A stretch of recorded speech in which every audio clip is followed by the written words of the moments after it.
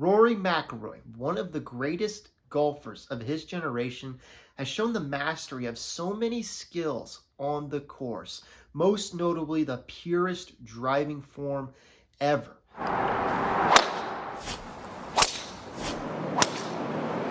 Yet, out of all of the skills, resilience is the one that put him among the immortals in the golfing world. In this video, I will dive into Rory's career and all the failures he had, along with the resilience that led him to complete the career Grand Slam at Augusta. Rory became pro in 2007, creating a lot of buzz right out the gate and winning his first major championship in 2011 at the US Open. The second major win was at the PGA Championship for the first time in 2012, and then for a second time along with the Open in 2014, giving him 4 major wins in 3 years. An amazing accomplishment, but after that, the major wins started to stall. But he still found success in tournaments, even winning the FedEx Cup 3 times.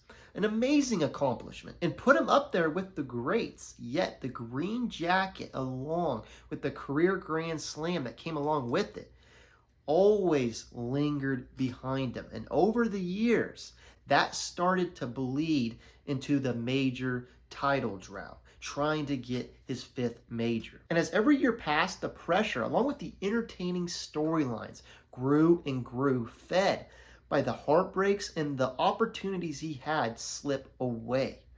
And when it comes to the Masters and heartbreak, that all began in 2011. I don't know, Nick, you've seen some of the great ones have to go through a roughing up like this.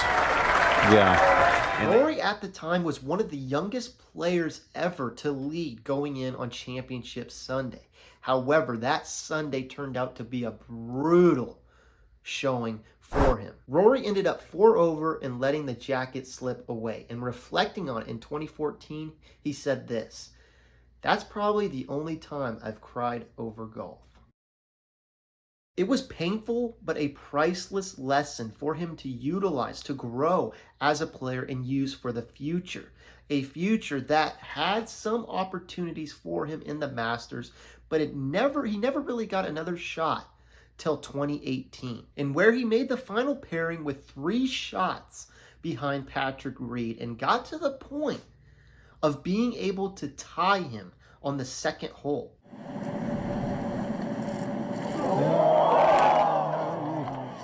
After that miss, he just quite couldn't get the momentum and cover the ground he needed to pass Patrick Reed, and he ended up finishing 6th place. And at that time, it was starting to hit over 4 years since his last major win, and the next opportunity really wouldn't come until 2022, where he would put himself in position at the Open. On Sunday, he was tied for the lead, and after 9 holes, jumped up to a 3-stroke lead, yet saw that lead evaporate as Cameron Smith birdied 5 holes in a row, sweeping the claret jug right from underneath him. 2022's Open wasn't like the 2011 Masters, and where McIlroy choked. Simply, he just got outplayed, leaving him, I could only imagine, very disappointed and frustrated. Yet he kept going to the next stop, and the next stop was the 2023 US Open, where he had a chance to tie going in on the 18th hole. Clark was reeling, and I mean reeling on the back half, missing the green on 17, and all Rory needed was a solid approach shot. But Rory just quite couldn't get it close enough, just letting the 2023 US Open slip away. Another disappointing finish for McIlroy, and where he was so close again, so close, but just didn't do enough to be first place. And at this point, a pattern was really starting to form around McIlroy in the major success. But instead of believing in that pattern, or believing a lot of what people were saying, the doubt that was creeping in, he kept going onto the 2024 US Open. Before the event, he talked about how he had learned from his previous experiences, and by playing so many rounds that, quote, once it's done, end quote. That philosophy was immediately tested. Going into the final day, the leaderboard looked like this. Rory was going into the final round 3 shots behind DeChambeau. A great opportunity to finally get his 5th major. To do that, though, he would have to strike early, precisely what he did. He had an electric front 9, and at hole 14, ended up taking a 2-shot lead. I mean, it was incredible how he gained all of that momentum. But as fast as he took the lead, he lost it even faster with a brutal bogey on 15, and then followed it up with a brutal missed putt on 16. And McILroy. That then was followed by a 3-foot 9-inch putt on 18.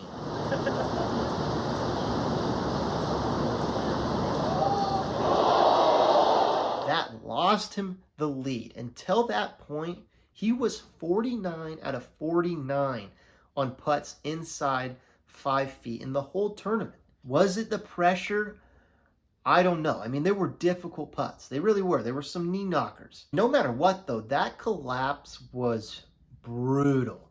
And something that fans, and I know probably for him, will never forget.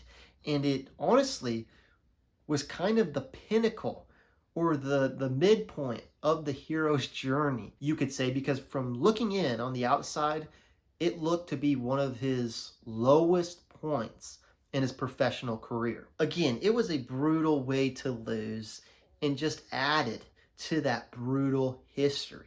He even took 3 weeks off after that loss to try to gather his thoughts, to really reset. And it became clear after that 3-week reset, he was determined to move on from it and look at it in a new perspective of what the bright side of things and what he could learn from it, showing that although it was a rough couple first days and only he knows where his head went and where his belief went, he eventually picked it back up and went on to the next one, still believing that he could win another major title, that it was possible, even when so many people questioned that simple fact, and even when the past 14 years said something completely different. Those 14 years all led to the 2025 Masters, and where all the scars from the past 14 years showed up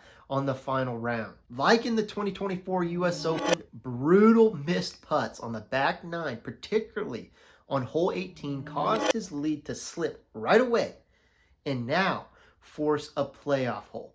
For me, I saw what was going on and I could not believe it. Like, oh my God, this is really gonna happen again. It's gonna slip away from him again. I could feel the pressure through the screen. I mean, you could just feel it in the crowd, the atmosphere. It was like, oh no, is this really gonna happen again? And everyone was tuned in. I'm pretty sure, I mean, it hit record views. Everyone knew what was at stake and knew his past history. All he had to do was clutch up and win the playoff hole. And that is exactly what he did, having one of the best holes to beat Justin Rose and finally attain the green jacket in the career Grand Slam. What a beautiful moment it was. Just the raw emotion you saw from him, and the crowd reaction was just special and unique. I think this was because at the core of it, it was a story of someone finally overcoming his past failures, where he failed time and time again in some brutal ways. But he overcame them and finally accomplished what he set out to do. Life plays the same exact way. It will knock you down time and time and time again. We all know this.